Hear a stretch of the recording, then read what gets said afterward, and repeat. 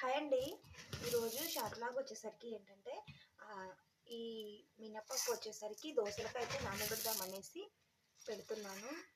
ఒక కప్పుతో పోస్తున్నాను. మనకి కొలత ప్రకారం పోసుకుంటే అనుకో దోశలు అనేవి చాలా బాగా వస్తాయి. చూడండి, ఒక కప్పు మినపప్పు, ఒక కప్పు మినపప్పు, ఒక కప్పు మినపప్పుకి 2 కప్పుల బియ్యం తీసుకోవాలి.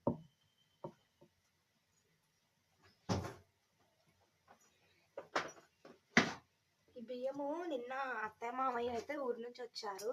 సో ఊరి నుంచి రావడంతోనే దొడ్డు బియ్యం అయితే రేషన్లో ఇస్తారు కదా, సో అవి తీసుకురండి అయితే తీసుకొచ్చారు అత్తయ్య మామయ్య. చూడండి, నేను ఈ బియ్యమే అయితే పోస్తున్నాను. అంటే మనకి దోశలకి ఇంట్లో బియ్యం కన్నా ఈ బియ్యంతోనైతే చాలా టేస్ట్గా వస్తాయి దోశలు. చూడండి, ఒక కప్పు మినపప్పుకి 2 కప్పుల బియ్యం పోసుకోవాలి. ఇలా వేసుకున్నాం కదా బియ్యమును మినపప్పు, ఇందులోకి మనం కొన్ని మెంతులను అయితే కలుపుకోవాలి. కొన్ని అంటే కొన్ని మెంతులను కలుపుకొని మంచిగా కడుక్కొని నానబెట్టేసుకొని నైట్కి రుబ్బేసుకొని పిండి పులియబడితే మనకి దోశలు అనేవి చాలా బాగా వస్తాయి. మీరు కూడా ఇలానే ట్రై చేయండి.